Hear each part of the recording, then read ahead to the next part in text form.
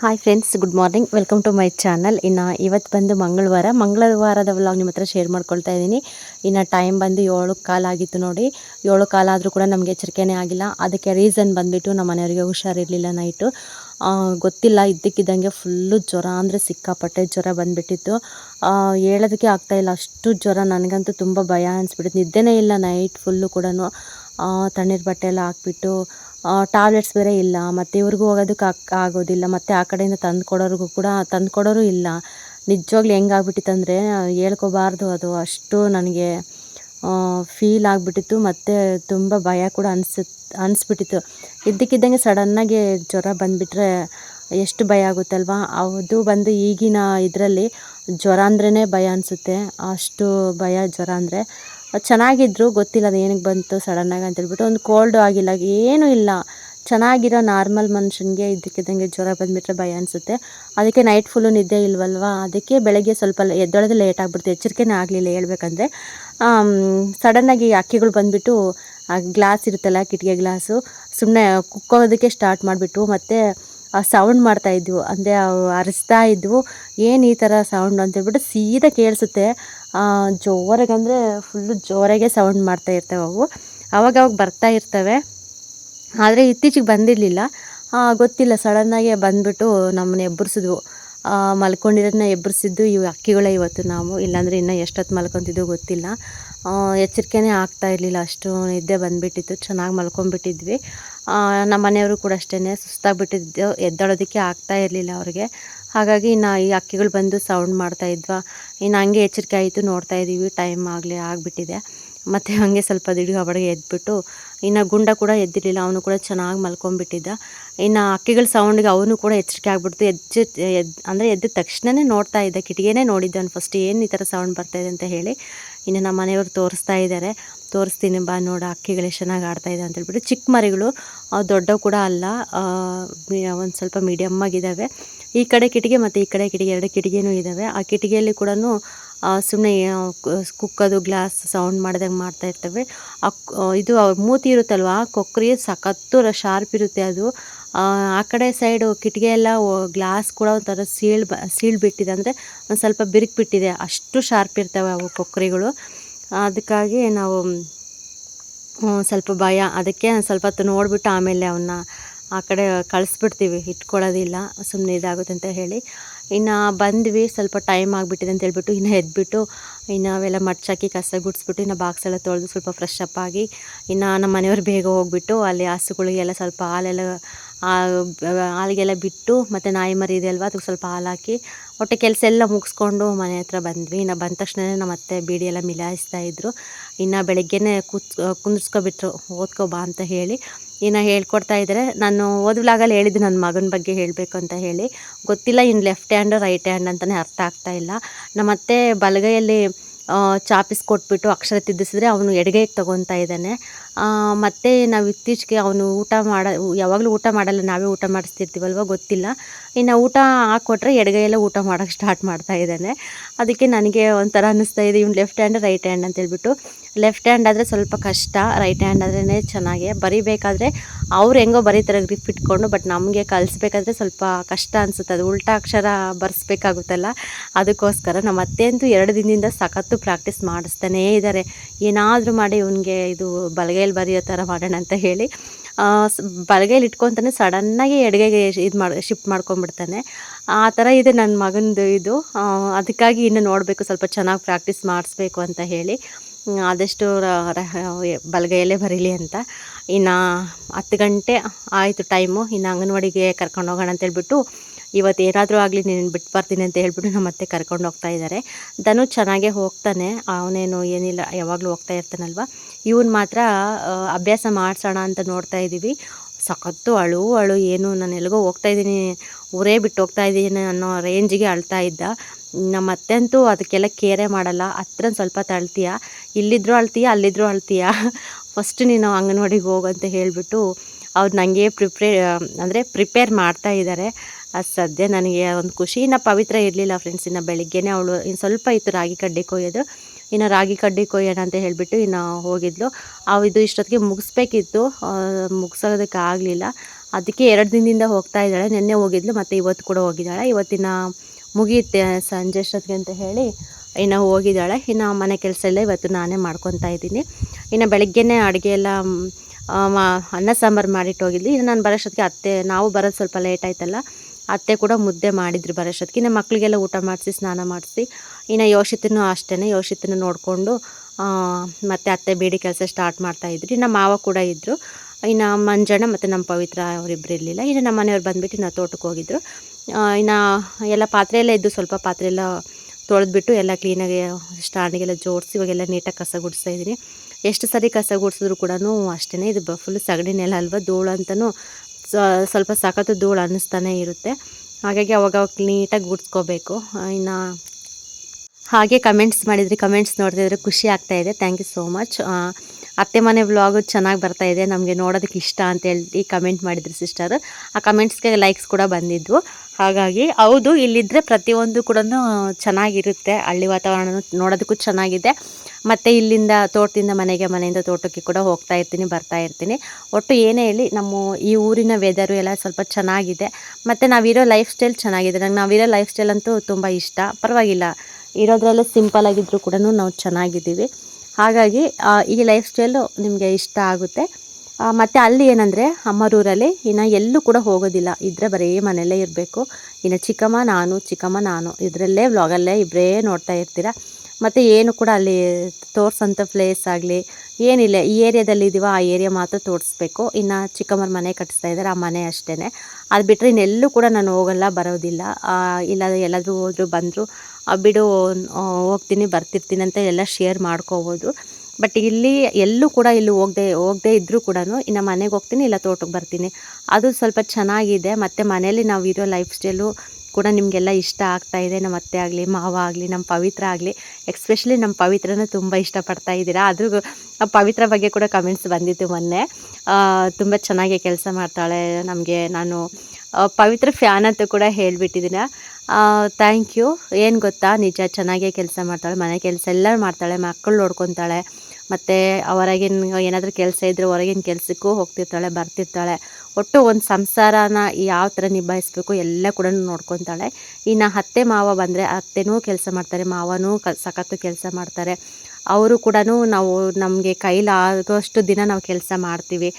ನಮ್ಮ ಕೈಲೇ ಆಗೋದಿಲ್ಲ, ನಮ್ಮ ಕೈಲಿ ಆಗೋದೇ ಇಲ್ಲ ಅಂದಮೇಲೆ ನಾವು ನಿಮ್ಮ ಮೇಲೆ ಡಿಪೆಂಡ್ ಆಗ್ತೀವಿ. ಅಲ್ಲಿವರೆಗೂ ಕೂಡ ನಮ್ಮ ಕೆಲಸ ನಾವು ಮಾಡ್ಕೊತೀವಿ, ನಿಮಗೂ ಕೂಡ ಕೆಲಸ ಮಾಡಿಕೊಡ್ತೀವಿ ಅಂತ ಕೂಡ ಹೇಳ್ತಾ ಇರ್ತಾರೆ ಅವರು. ಅದು ತುಂಬ ಇಷ್ಟ ನಮಗೆ ಆ ಥರ ಇದು ಹೇಳೋದು.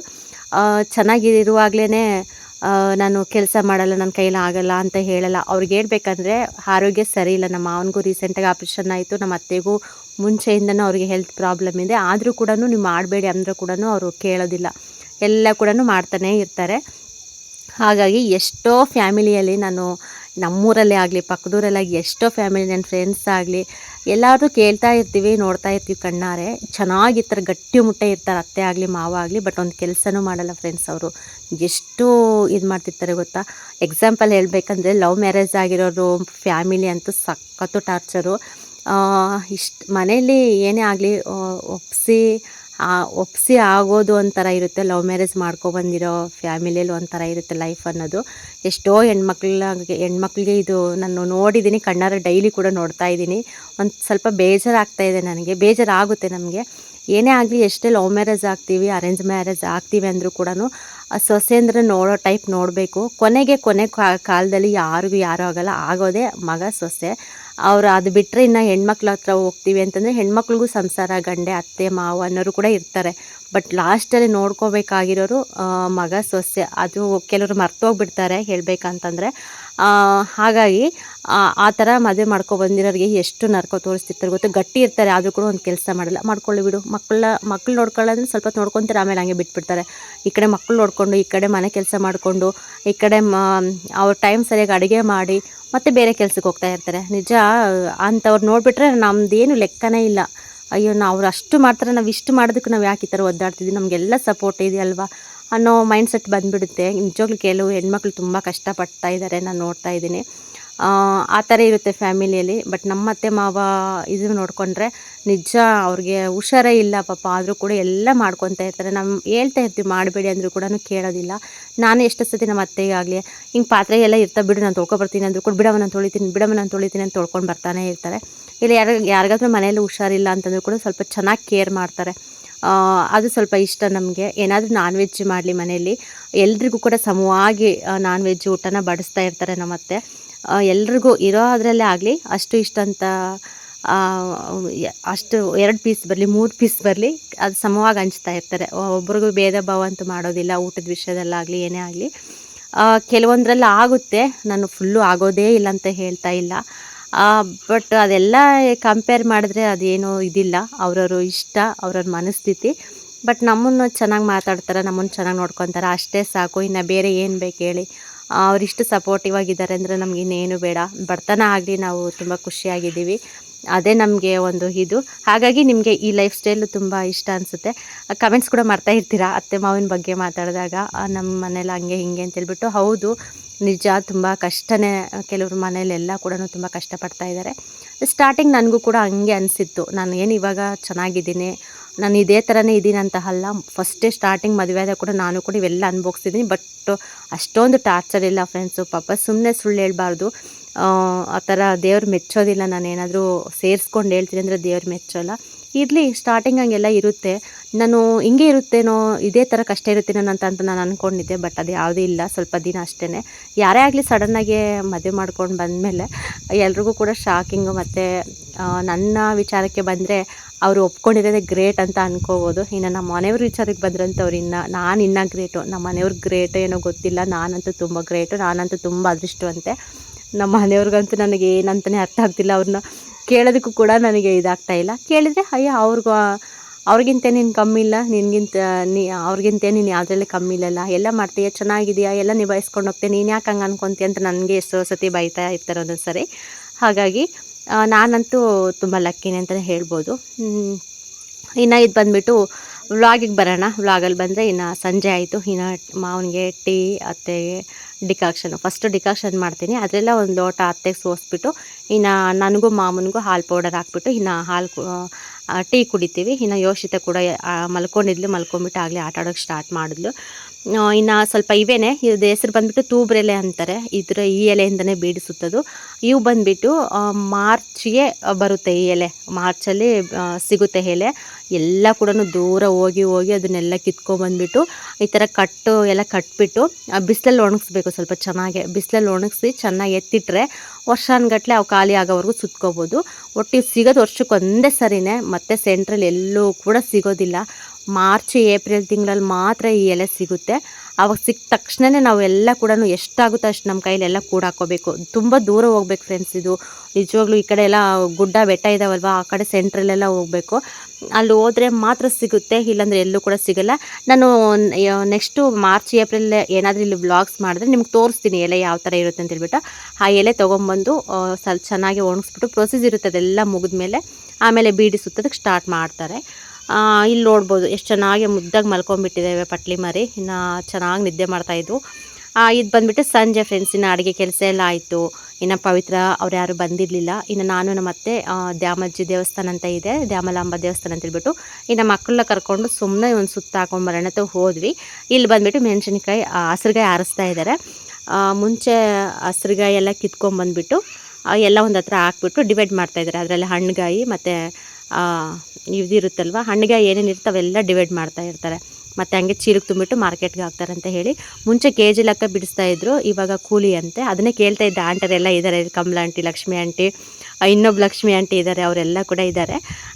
ಅಲ್ಲೆಲ್ಲ ಕೂಡ ಇದು ಮಾಡ್ತಾಯಿದ್ರು, ಆರಿಸ್ತಾಯಿದ್ರು. ಅವನ್ನೆಲ್ಲ ಸ್ವಲ್ಪ ಮಾತಾಡ್ಸ್ಕೊಂಬಿಟ್ಟು ಸ್ವಲ್ಪ ವೀಡಿಯೋ ಮಾಡಿಕೊಂಡೆ. ಹಣ್ಣಿಗೆ ಎಲ್ಲ ಆರಿಸೋದು ಈ ಥರ. ಮುಂಚೆ KG ಲೆಕ್ಕ, KGಗೆ ಆವಾಗ 6 ರೂಪಾಯಿ 7 ರೂಪಾಯಿ ಇರ್ತಾಯಿತ್ತು.